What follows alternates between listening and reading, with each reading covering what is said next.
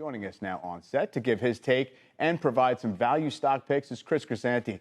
He is Chief Market Strategist at MAI Capital Management. Chris, good to see you. You too, Mike. So there's been a glimmer of life from value stocks. They've actually outperformed this month. Right. Actually, quarter to date, I think S&P value is winning. On the other hand, we've seen these head fakes before. How are you just thinking about the overall market behavior, what it means for the outlook? Mike, well, you're absolutely right. So a lot of people don't realize that only 2 of the MAG 7 have outperformed the market this year. And even our dog healthcare has been catching a bid in the fourth quarter, best sector.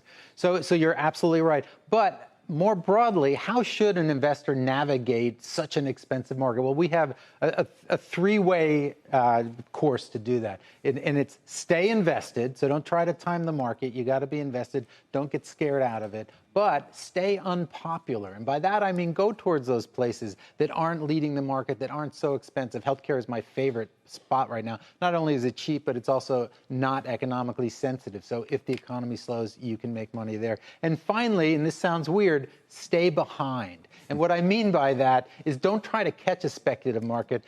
Imagine you're running a marathon and you're staying in that pack that's behind that front pace runner that's going way too fast. So stay there, and nobody remembers who's winning halfway through. They remember who wins at the end. And so that's how you stay. Is that a formula for actually outperforming a very top-heavy index, or is it something that is just going to mitigate risk if, in fact, the overall market hits trouble? I think it's actually both, Mike, because what happens, as it did, for example, in the early 2000s, the very heavy index went down, led by the same folks that brought it up. Yet, if you had the unpopular groups, you were still not just outperforming, but you had an absolute positive return in a negative market. And that's how you win the marathon. Yeah, because I don't even want to talk about your stock picks. UPS.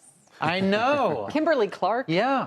Dell, okay, maybe, but... Stay on. You only like Dell because it's technology. Okay. Right, exactly. It makes me feel so I like modern. 2 stocks that are down by almost 50% each, and that's UPS and Kimberly-Clark. Kimberly-Clark's a great example. So there's a sleepy toilet paper maker buying a sleepy Tylenol maker, but a PE of 12 when it's usually a PE of 19. Wow. A safe dividend of 5% while you wait, and believe me, that will outperform a terrible market if things go south. But is that, when you say, you've seen the Wall Street strategist targets, I don't know if you have your own, but they're very bullish, and not in an aggressive way. I mean, even JP Morgan's global econ team is talking about this kind of profit upswing that they foresee.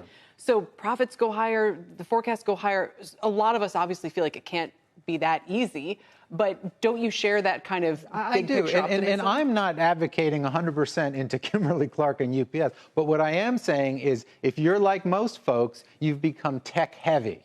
And so be careful about that, especially with the more expensive stocks. So diversify, because things happen like in the first quarter of this year, or as Mike pointed out, are even happening now in the fourth quarter, where value is coming to the fore. There's more than one way to make money, and some are less risky than others. Something like UPS, obviously, it used to actually trade at a premium. It used to be this kind of, this quality play. Now it has looked very cheap, but, pretty elevated dividend yield and things like that. Is that not an economically cyclical play, or you think it's kind of priced for it doesn't matter?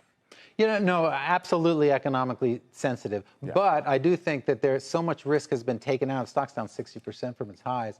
But also the big thing happening there, of course, is they're moving away from Amazon.